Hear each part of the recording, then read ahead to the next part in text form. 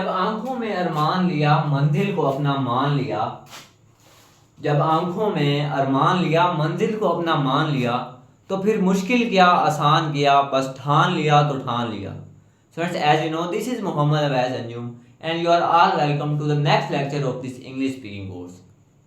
In the previous lectures, we have studied all about stative verbs of present, past and future with examples in detail.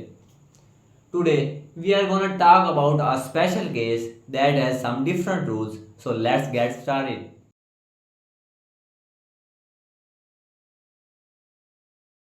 तो चलिए students बढ़ते हैं special case की तरफ कि special case आखिर होता क्या है. स्टूडेंट्स आप बहुत अच्छी तरह जानते हैं कि WH वर्ड को इस्तेमाल करके हम जो डबल इंटरोगेटिव सेंटेंस बनाते हैं उसका स्ट्रक्चर कुछ यूँ होता है. सबसे पहले WH वर्ड, उसके बाद स्टेटिव या हेल्पिंग वर्ब, उसके बाद सब्जेक्ट और उसके बाद आता है हमारा ऑब्जेक्टिव पार्ट. उसके बाद सवाल को शो करने के लिए हम एक क्वेश्चन मार्क का इजाफा भी करते हैं.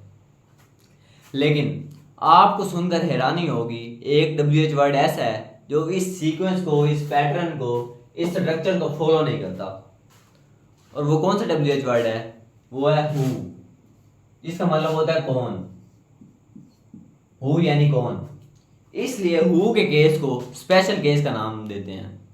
अब कुछ एग्जांपल्स की मदद से हम इस कंसेप्ट को मजीद बेहतर समझ सकेंगे.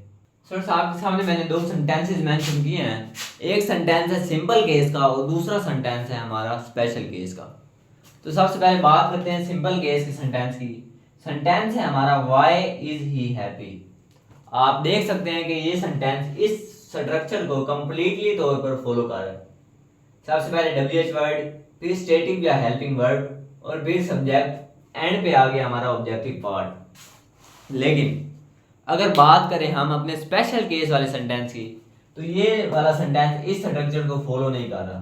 सबसे पहले WH वर्ड, उसके बाद स्टेटिव या हेल्पिंग वर्ब, उसके बाद सब्जेक्ट मिस हो गया, यहाँ पे डायरेक्ट आ गया हमारा ऑब्जेक्टिव पार्ट. ऐसा क्यों है दोस्तों? यही तो स्पेशल केस है. जब भी हम हु से कोई सेंटेंस बनाएंगे उसमें हम सब्जेक्ट के बारे में ही पूछ रहे होंगे, क्योंकि हु का मतलब ही कौन है. हु इज हैप्पी यानी कौन खुश है. हम सब्जेक्ट का ही पूछ रहे हैं कि कौन खुश है. तो इसलिए हु के केस में कोई सब्जेक्ट नहीं आएगा. इसका स्ट्रक्चर इस वाले स्ट्रक्चर से कुछ डिफरेंट होगा, तो इसलिए इसे स्पेशल केस का स्ट्रक्चर कहते हैं. उम्मीद करता हूँ कि आपको स्पेशल केस का छोटा सा कंसेप्ट समझ आ गया होगा. तो चलिए students WH word who co कुछ एग्जाम्पल्स में इस्तेमाल करते हैं. कुछ एग्जाम्पल्स मैंने आपके सामने लिखी हैं, इनको बारी बारी डिस्कस करते हैं. सबसे पहले example number 1, who are at home. घर पर कौन है. अगर किसी एक बंदे की बात करता तो मैं ये लगाता हु इज एट होम, क्योंकि एक बंदे के लिए is. Example number 2, who was happy yesterday. कल यानी गुजरे हुए कल कौन खुश था. अगर ज़्यादा लोगों की बात करूं कि घर कल कौन खुश थे, तो who were happy yesterday. Example number 3, who will be in the class after some time. कुछ देर बाद क्लास में कौन होगा. जमा के लिए भी हम विल बी का इस्तेमाल करते हैं. क्लास में कुछ देर के बाद कौन होंगे, तो दोनों के लिए यही आएगा. इसके बाद हु वर अग्रीड. बहुत से स्टूडेंट्स इसको पढ़ते हैं एग्रीड, जो कि इसकी गलत प्रोनाउंसिएशन है. करेक्ट प्रोनाउंसिएशन है अग्रीड. हु वर अग्रीड, कौन रजामंद थे.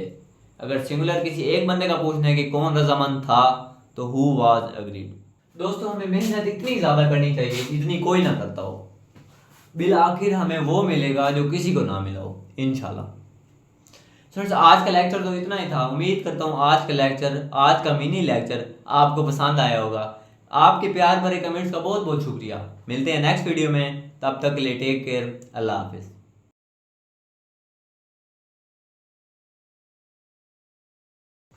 तो स्टूडेंट्स पढ़ तो काफ़ी लिया है, बल्कि काफ़ी नहीं थोड़ा सा ही पढ़ा है, लेकिन फिर भी अब वक्त है थोड़ा हंसने का, थोड़ी बहुत इंजॉयमेंट करने का. एक दफ़ा की बात है, एक आदमी बस में सफ़र कर रहा था. उस आदमी से अगली सीट पर एक माँ अपने बेटे से बार बार ये कह रही होती है कि बेटा हलवा खा लो, नहीं तो मैं पिछली सीट पर बैठे अंकल को दे दूँगी. अब वो आदमी भी ये बात सुन रहा है. आज जब वो माँ ये बात अपने बेटे से 5वीं से 6ठी बार कहती है, तो पिछला आदमी तंग आकर बोलता है, मैडम आप थोड़ा जल्दी फैसला कर लें, पहले ही आपके इस हलवे के चक्कर में मैं 3 स्टॉप आगे आ गया हूँ.